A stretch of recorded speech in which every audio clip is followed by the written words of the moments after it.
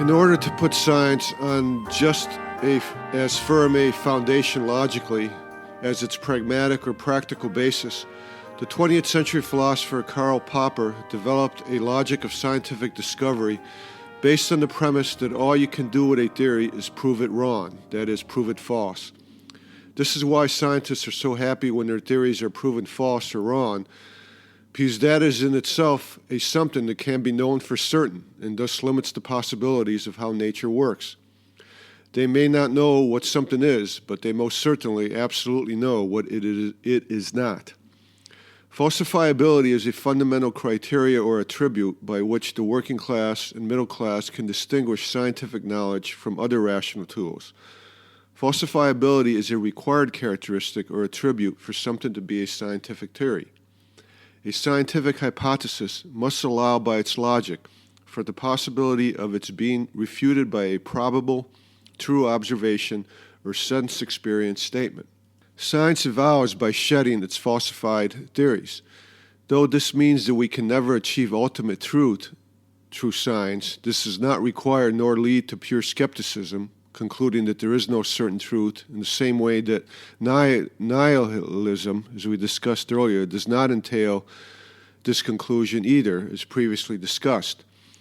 Through science, we expand our understanding and grow our pragmatic and then our non-pragmatic knowledge if we apply the pragmatic knowledge it provides to existentialist and ontological thought through the consciousness other tools such as imagination, creativity, and empathy, as discussed in previous episodes.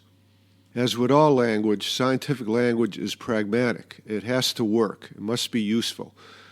Scientific conclusions are falsifiable and are falsified when they stop working, in addition to when they are proven false. With each falsification, we get closer and closer to the truth, though we will never be able to actually reach the truth through science.